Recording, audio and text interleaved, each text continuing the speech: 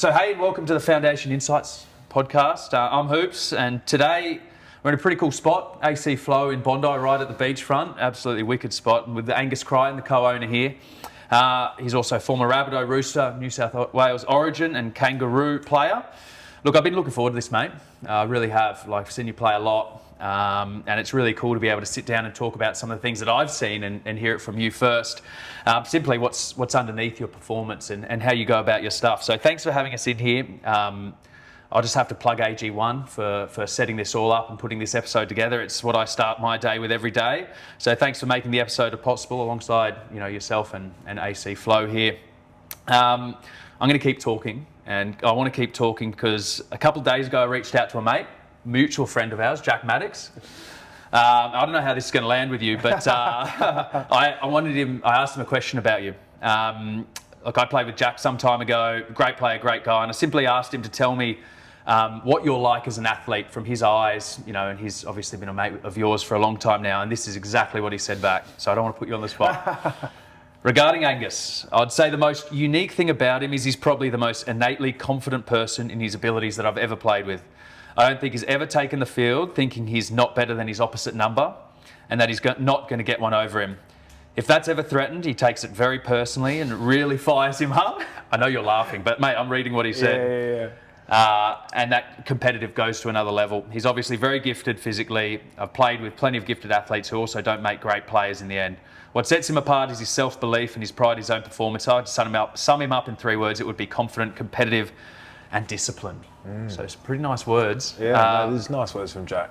What do you make of it? Yeah, I think it's pretty spot on. I think we've always, him and I growing up, we went to school together, and I guess we were quite different, me and him, to a lot of young rugby guys at school.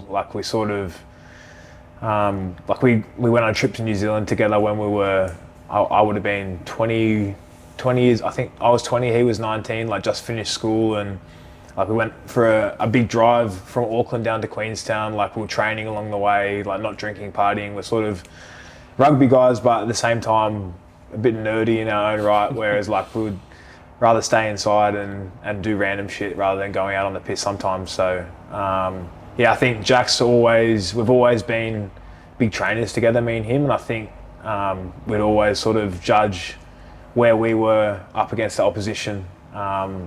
And I think he's always thought that I'd take the piss out of the opposition and not rate anyone else apart from me and my mates. So it's good to hear from Jack. Yeah, it was lovely words. And I mean, you've done well to deflect and talk about Jack in that. But I'm so interested in you, what is that confidence? Does that confidence come from the training, the extra training you do, or how you go at the field, or what you tell yourself, the questions you ask yourself and answer? I think confidence comes, for me, confidence comes from doing the work and knowing that you've done the work. I think I've played games where I feel confident because I am feeling fit, fast, strong, powerful, all of that. And I've also played games when I'm coming back from injury, or I've been out for a while, or I'm recovering or something like that, and I'm not feeling the same physically. I haven't done the same work. So I think at the end of the day, for me, you get that supreme confidence and that supreme belief with knowing that you've ticked every box and there's no stone unturned and you've done all the work during the week. So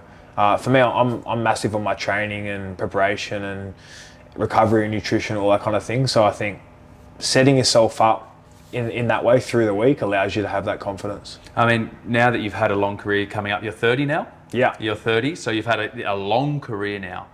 So it's pretty evident to me that it's not just you have, only the weeks that you feel good, you play good, or you've had that, awesome week, or the awesome week you're coming off form and all that stuff, and you come out and you play well. That's the easy part. But the hard part is picking yourself up when you're injured, or when you're it's not sticking for me at the moment.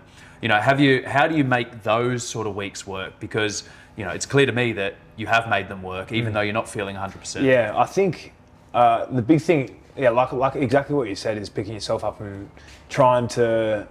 Sometimes you do have to manufacture it. Sometimes you're not going to have the energy. It's not going to be all sunshine and rainbows for you, especially waking up every day. You're going to be sore. You're going to be tired. You're going to have niggles. And I think, it's just about putting yourself in the position to do the reps every week, to do as many sessions as you can. I think there's going to be times where like you might not be able to do the session, but if you can force yourself to do it, to get it done, you might not feel great, but those little additions every day, every week, every year, like over time, those little additions where you're in rather than when you're out, they always stack up. I remember like one of my first roommates, John Sutton, when I came across the league, and I was like, I couldn't understand how people played rugby league because I came from union. It was different. Like you got more breaks in between. For me, I was playing schoolboy union. Going across the league, I'm tired the entire time. And anyways, he was saying, he told me, is like, you're never going to feel good. You're never going to feel great. And as soon as you lose this thought of you feeling good, and you don't care how you feel, and you try and switch off from how you're actually feeling, then I think that's when you can go and perform at that level. From my eyes, sometimes not sometimes, but rugby league looks like this arm wrestle. And that team that blinks is like towards the back end of the game, like 60 minutes ball in play time sometimes, which is just incredible in your sport. The athletes that you have, but the ability to stay on in that time must be tough. You said something there, manufacturing feeling good on Saturday. What would manufacturing a good week feel like? You know, you said getting out on the sessions. If you just tick that session, great. Is there anything else? Like right now, like I'm sore as we've got our big day tomorrow. My hamstrings are tight. Like I'm going to go do some recovery after this tonight. But for when I'm going to go train tomorrow, if I'm listening to how my body feels, I'm not going to be feeling good. But like what we're talking about here is high performance kind of stuff. Is like sometimes you need to tell your body, you need to use your mind and tell your body like, I don't care how you feel, like within reason. Like you're not going to go out there on a syndesmosis or like when you're torn your hamstring. But if you're tired, if you're sore, if you're tired, I think it's about taking the hard option and sort of sometimes you got to trick yourself into believing and feeling that you're okay. And then once you're warmed up, once you're into the session, you're fine. I remember thinking once upon a time when I was playing a long time ago, but you play and you go, if I can just get through this session, that's a huge win. If I just get through this session, what will that feel like? If I just like almost not a harden up thing, but you get through that session, that's like a little tick you can feel, and it helps you going into the game. Like, no, I did that. Yeah, I rolled up the sleeves. So yeah, well, I get what you're saying. Even pre-seasons, like I've had pre-seasons where you can't take part in the sessions just because you're physically not able to, or you've got an actual injury where you can't do it. But that's the biggest thing I think is sort of that consistency and being able to show up day in, day out. That's what gives you that confidence, is knowing that you've done all that work and it's all banked. So the consistency I look at in rugby league, you look at your biggest stage, which is arguably Origin, or it is the biggest stage, do you think? Yeah, I would say the toughest game. So, some great other representative things in your game. But Origin's massive. But consistency's hard in that because you're broken up. You're in the middle of a season already, but you're broken up from, what is it, between games? 3 weeks? Yeah, something like that. 3 weeks in between 3 games of the biggest games of the year usually. How do you stay consistent in that outfit through that time? Or is the game just so big you're going to get up for it? Yeah, well, both. I think obviously the guys that can gel the best, that team is most likely going to win. But at the same time, it's hard because they always say to you after you play Origin, you go back and play for your club. We want you to be the best players at your club, and a lot of the time you're playing against guys that are in your team the next week. So it's hard to even comprehend and talk about really. But I think you do just have to try and put it to the side and focus on where you are. And it's different because when you're jumping between different teams, like going from Wallabies to Waratahs and in between clubland and international stuff, it's different. But I think the prep and getting yourself prepped for those games, you got a bit longer. You got 10 days in camp, and it's pretty much who can connect the best. And like what I was saying before, you were saying with the consistency, I think you're with new guys, new combinations, and whoever can gel the best is going to win. That series you had in 2024, obviously Wally Lewis medal, everything like that. I couldn't help but be kicked back on the lounge, feeling not as sore as you guys on the field, but just absolutely so impressed with your series. What was going through your head through that period of time? How were you getting yourself into that match? Yeah, those games? I feel like that, like what we were talking about with the preparation for that pre-season was probably the best pre-season I've had.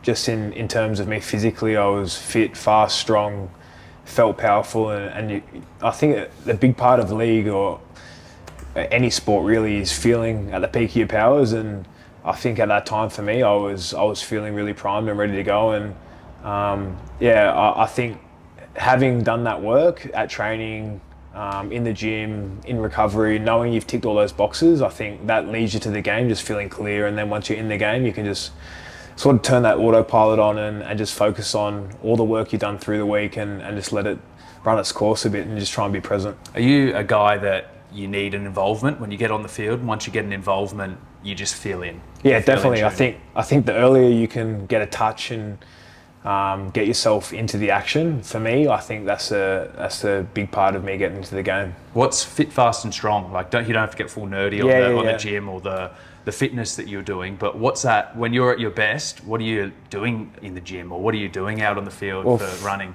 Yeah, I think it's just a feeling, like you feel, I don't know, you feel light, you feel powerful, you feel like you're moving around the field well. For me, I'm like a big squatter in the gym. That's sort of my strength is like lower body weight. So for me, when I'm punching out big numbers for that in the preseason, and that's when I'm sort of feeling like my best self. I don't want to get too nerdy on the footy stuff. Outstanding offload, some subtle skill to your game. Yeah, you hit in defence and you do all that, and I guess that comes from the strength and your ability to read. But how much are you training the skill set side of things? The offload part of your game, which is you never get caught. It's every single game. I think I think it's every single day training, every single session you're sort of training that stuff. We'll sort of work it back each game week now, but we do like a lot of scrimmage, a lot of edge on edge. So I'm on the left, we'll go up against the right, we'll go up against our reserve grade team. A lot of like 13 on 13 sort of scenario based stuff. They'll give us time on clock, time of game. That sort of side of things is like when you're going to throw that pass, when you might not throw that pass. If they'll give you different scenarios, say you're down by a try or you're up by 2. So I think at training all the time we're doing not only mental reps but also that mindset stuff in knowing when to throw that offload. Also practicing that skill set as well. Oh, I'd love to dig into more of like the why, and scoreboard pressure at training, and how close is it to the game? But I actually have it on good merit that from one of your new teammates, Marky Mark, but he says at training you have a real edge about you. So, and that came from Jared, I believe, Warrior Hargraves before, like, you guys have edge at training.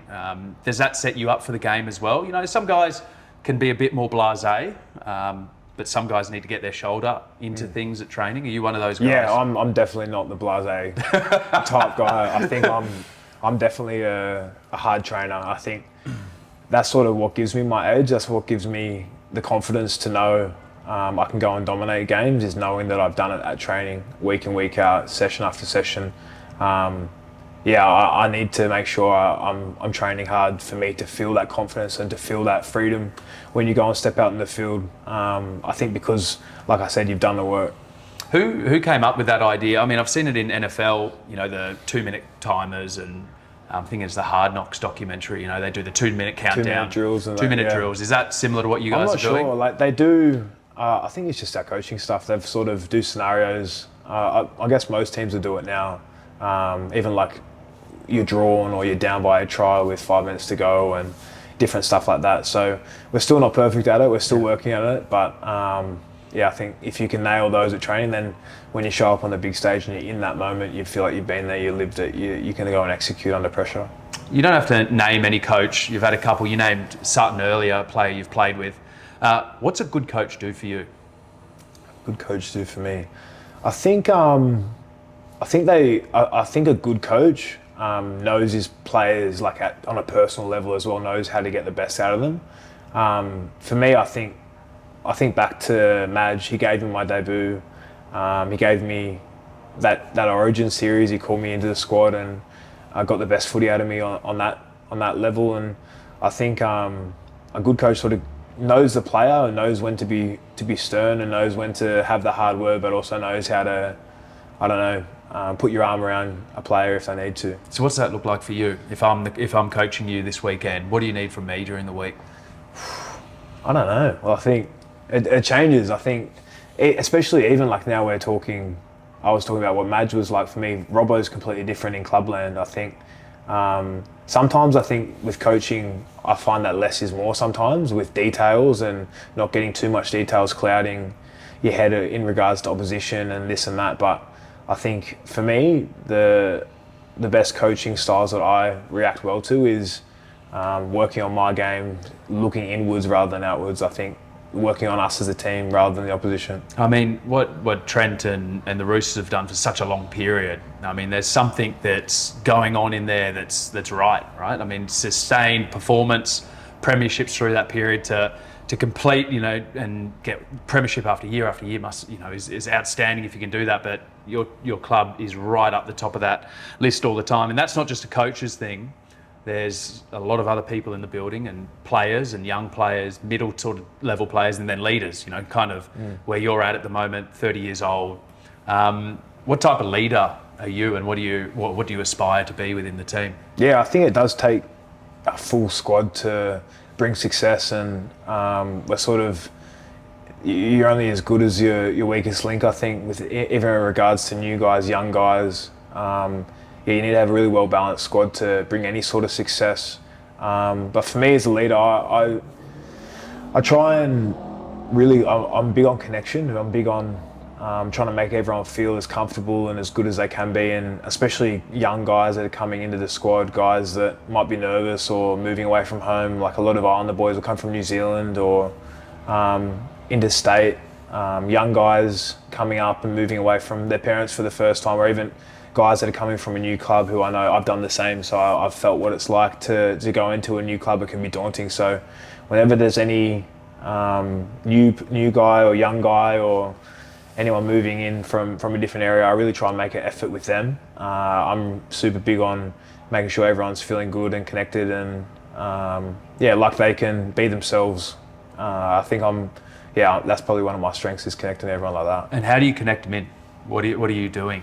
I think just like having genuine care and genuine conversations of a new guy walks through the door and actually giving a fuck about his wife and kids, or talking to someone about their interests, or different things like that. I think including people, if you're going to go for a coffee or go get some brekkie, send it into the WhatsApp group so anyone's welcome. I think a little thing can go a long way with someone that's coming into a new environment. I think if you want to get the best out of your teammates, you need everyone to feel safe, really.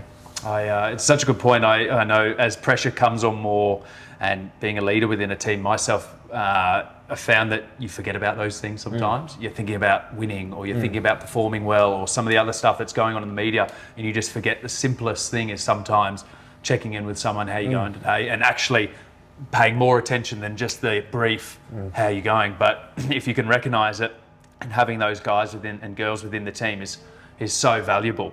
You said you moved down and you came straight into the, you're at Scott's and you go over to the Rabbitohs, South Sydney.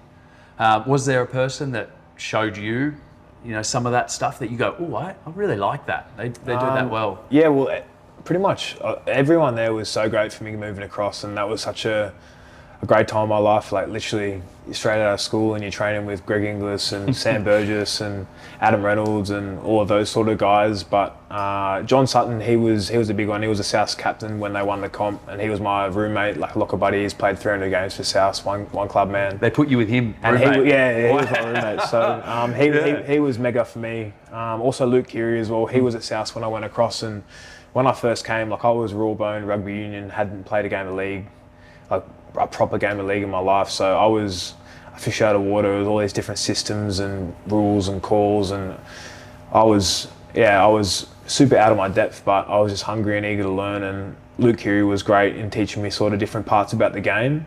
But then more so that stuff about connection, Jared Weir-Hargraves, when I came across the Roosters, he was the guy of galvanising the group, and the way I'd see him welcome anyone that comes through the door, if it's an old guy coming onto his fifth club or if it's a new guy coming through, debuting. So I think getting lessons from guys like him, like now if I see someone who'll come into the Roosters and see a young guy and his parents or whatever, they're visiting from New Zealand, just going to have a look through the club, I'll always try and make the effort to say good day and try and remember him.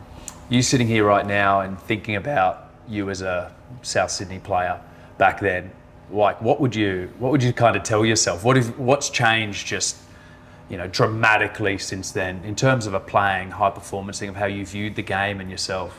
I think I probably want myself to, like, I've always been very serious and train hard and all, like, empty the tank at training and all that, but I think I would get myself to go a bit harder in the, like, recovery side of things and diet and all that thing, just to, like, lock in. And I don't know, when you're young, I feel like you can sort of bounce back a bit from those sessions or nights out and that kind of thing. So I wouldn't change anything I've done for the world, to be honest, but probably tighten up the screws there a little bit. I heard something cool the other day. It's like, I don't regret, this isn't about me, I heard someone say, I don't regret anything, but I'd change a hell of a lot. Yeah. You know? Yeah. And I think about that often. Balance is hard. So you're a guy that goes hard at training, you go hard in games, and you do it all again the next week, and that's what's built the career that you've had. How do you balance yourself? Yeah, it's hard. And how do you it's find hard the because I'm like that in all aspects of my life, really. Like, my wife will tell me, like, on my days off compared to her days off, like, I'll fit in all this shit and I'll have all this stuff in my calendar for me to do, and it's good because you do get stuff done, but sometimes I can bite off more than I can chew and just keep chewing. But I think balance is a massive thing, and I'm getting better at that as I grow older. But also, I think at the same time, when you're in the position that we're in and you only got your time in the sun for so long, you need to sort of maximise your time in the sun. But at the same time, for me, I think it's important to keep footy the main thing. Like, business and family and life and all of this, it's great. But I think if I'm not playing good footy and that's my sole purpose, that's my sole job, is if I'm not doing that, then I can't go and have a barbershop, I can't support my family, I can't pay my mortgage if I'm not performing on the field. So it's a juggling act, but I think balance is definitely necessary to find yourself performing and to be at your best. Yeah, it's if you want to do anything and do it well, you've got to put a lot into that side, right? So the balance I see is just trying to bring it back up so you can put it in again. Is what you're doing here one of those things? Yeah, definitely. I think we've been open now we opened in 2022, so this will be coming into our fourth year. So it's been super enjoyable. It's been nice to have something outside of footy. We're opening our second store now as well, which will be even more of a test for me. We went down to the site today and we've got our work cut out for us. But yeah, like I said, you got to sort of empty the tank and have a crack. And the family's growing as well soon. Yeah, exactly. So I think Chloe's 39 weeks pregnant now. So yeah, hopefully we'll have a little man around in the next couple of weeks. So I'm super excited for that. I think from everyone I've spoken to, it sort of says it sort of is the best thing you'll ever do, and it gives you a whole sort of new perspective. So I'm looking forward to that, even more balance. Yeah. No, you get to go home and get put to work at home as well after a long day. Mate, I can't think of anything better than after a loss, to be honest. So that's what a lot of the boys say, is they'll go home after a bad loss and they won't have a chance to sit around and mope around because you're straight on daddy duties. Yeah, and you're not a rugby player. Exactly. You're just dad. Yeah. And they need you to play with them. Yeah. So that's going to be hugely exciting, and good luck with all that.